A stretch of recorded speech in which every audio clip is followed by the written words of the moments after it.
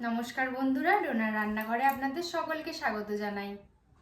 Cup চিড়ে দিয়ে বানিয়ে ফেলুন মুখরোচক একটি স্ন্যাক্স, আর তার সাথে চটপটা একটা চাটনি তৈরি করে দেখাবো। প্রথমে 1 কাপ চিড়ে নিয়ে জল দিয়ে ধুয়ে স্ট্রেনারের সাহায্যে জল ঝরিয়ে 2 চামচ টক দই দিয়ে মিশিয়ে ঢাকা দিয়ে 10 মিনিট রেখে দিলাম। বড় সাইজের আলুকে সেদ্ধ করে গ্রেটারের সাহায্যে গ্রেট করে নেব।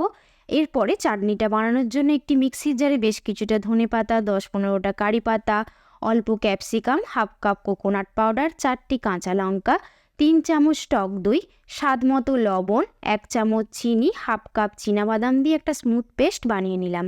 চাটনিটার মধ্যে তড়কা দেওয়ার জন্য সাদা তেল গরম করে তার মধ্যে হিং, কালো সর্ষে, কাঁচা লঙ্কা, কারি পাতা দিয়ে তড়কা বানিয়ে চাটনিটার মধ্যে দিয়ে খুব ভালো করে মিশিয়ে নিতে হবে।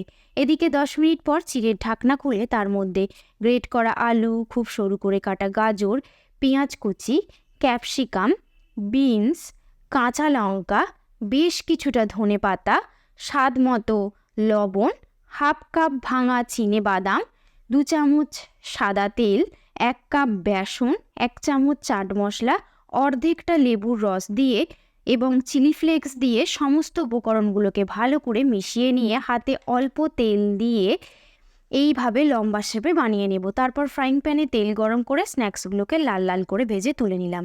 তৈরি হয়ে গেল অপূর্ব স্বাদের চাটনি এবং চিনি দিয়ে তৈরি স্ন্যাক্স।